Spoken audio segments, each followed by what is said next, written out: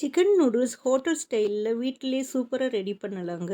அதுக்கு முதல்ல சிக்கனை உப்பு போட்டு நல்லா வேக வச்சு வெறும் பீஸ் மட்டும் எடுத்து வச்சுக்கோங்க. கேரட்டையும் முட்டைக்கோசையும் நைஸாக சீவி எடுத்து வச்சுக்கோங்க. நூடுல்ஸ் வேகிறதுக்கு நல்லா தண்ணி ஊற்றி நல்லா நூடுல்ஸில் வேக விட்டு எடுத்து வச்சுக்கோங்க.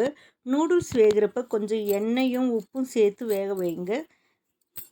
அதுக்கப்புறம் எடுத்து தண்ணியை வடிகட்டிட்டு லேசாக பச்சை தண்ணி தெளித்து வச்சிங்கன்னா நூடுல்ஸ் ஒன்றுக்கு ஒன்று ஒட்டாமல் வருங்க.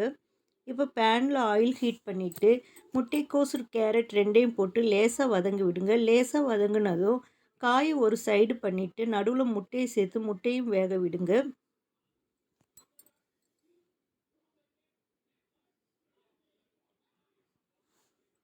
முட்டை வெந்ததும் சிக்கன் பீஸை போட்டு தேவையான அளவு உப்பு சேர்த்துக்கோங்க.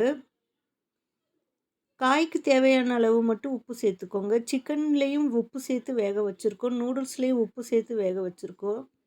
அதனால் காய்க்கு தேவையான அளவு மட்டும் உப்பு போட்டுக்கோங்க.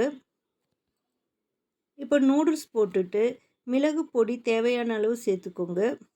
கொஞ்சமாக அஜினமோட்டோ, ஒரு 4 ஸ்பூன் சோயா சாஸ் சேர்த்து நல்லா மிக்ஸ் பண்ணி விடுங்க. சோயா சாஸ் அதிகமாக சேர்த்துறாதுங்க, பார்த்து சேர்த்துக்கோங்க.